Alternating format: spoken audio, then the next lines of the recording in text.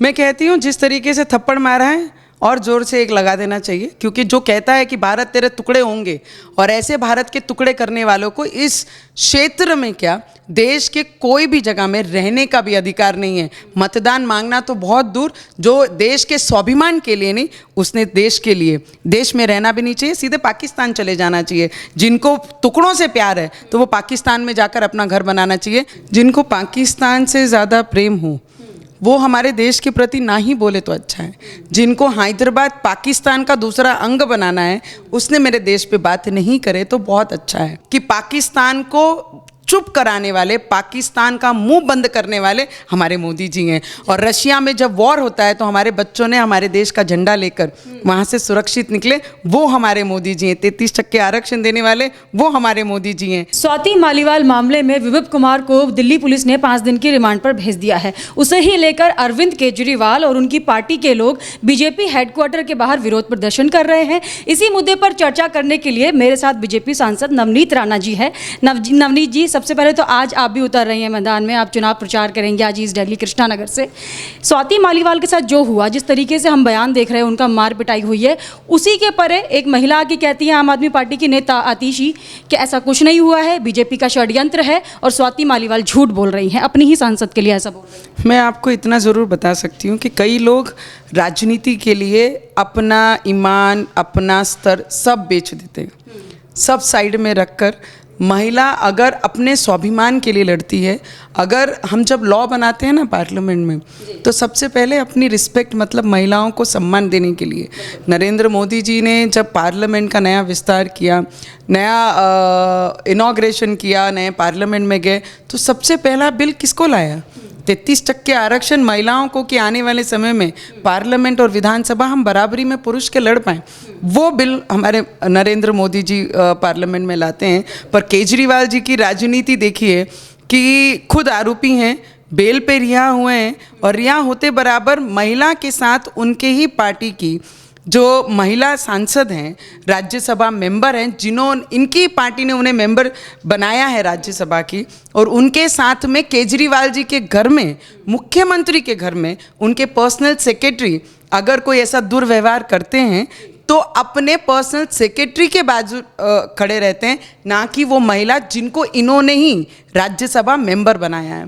मुझे लगता है कि राजनीति का स्तर इतना नहीं गिरना चाहिए। और केजरीवाल जी से मेरा सीधा प्रश्न रहेगा कि आपने मोदी जी पे अटैक किया, भारतीय जनता पार्टी के ऑफिस में जाकर, बाहर जाके आपने ठिया लगाया, आपके विरोध आपने दिखाए, पर महिला के बारे में उस महिला को बुलाकर उससे बातचीत क्यों नहीं की? उसके बारे में उन्हें फ़ोन कर कर क्यों उस पर पूछा नहीं गया कि आपके साथ क्या हुआ, किस तरीके से व्यवहार हुआ? और उलट भारतीय जनता पार्टी पे इल्ज़ाम लगा रहे हैं।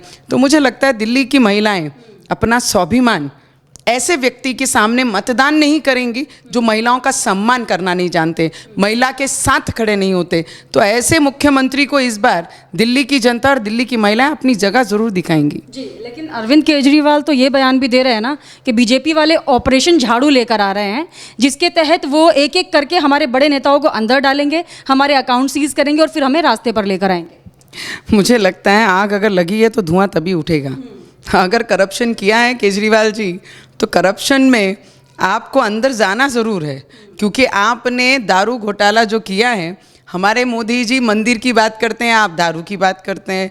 हमारे मोदी जी इंफ्रास्ट्रक्चर की बात करते हैं तो आप एक बोतल के साथ दूसरी बोतल की बात करते हैं। हमारे मोदी जी 33% आरक्षण की बात करते हैं, और आपकी ही पार्टी में मारपीट महिला के साथ, राज्यसभा मेंबर के साथ होता है तो आप उस पर बयान नहीं देते हैं। तो हमारे मोदी जी के ऊपर और भारतीय जनता पार्टी पे बोलने से पहला उन्होंने ये चीज़ देखना चाहिए कि मोदी जी ने महिलाओं का सम्मान बढ़ाने का काम पिछले 10 वर्षों में किया है।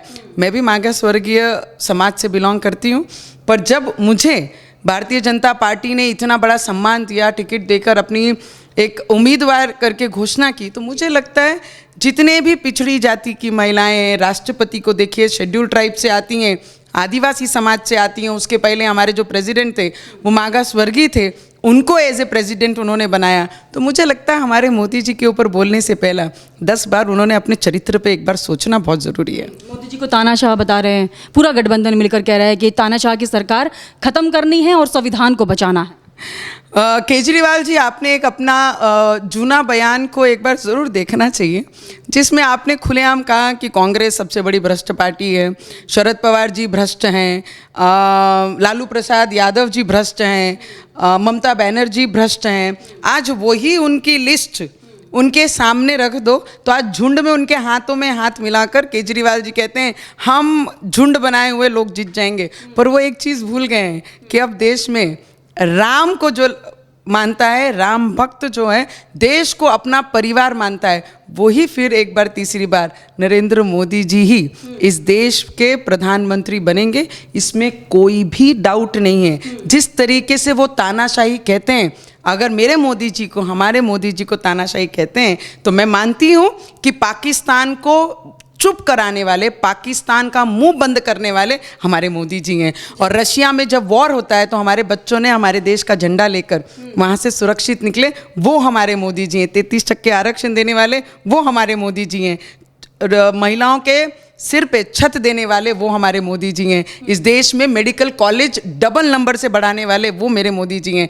एम्स को 7 से लेकर 20-21 तक पहुंचाने वाले वो मेरे मोदी जी हैं। इंफ्रास्ट्रक्चर को 10 से लेकर 5वें स्तर पे लाने वाले वो मेरे मोदी जी हैं। तो मुझे लगता है तानाशाही ये केजरीवाल जी के स्वभाव में होगा।